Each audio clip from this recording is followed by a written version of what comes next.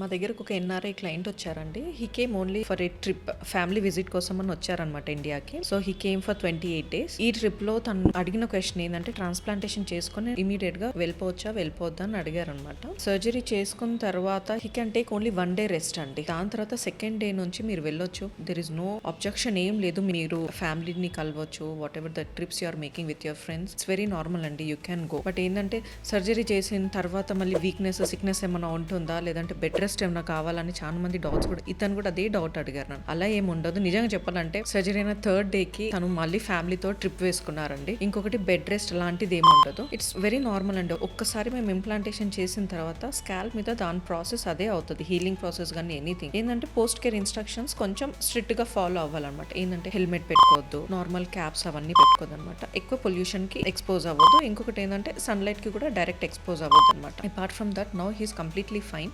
తను సక్సెస్ఫుల్ గా ట్రీట్మెంట్ చేసుకొని without any side effects he return back to his place అండి.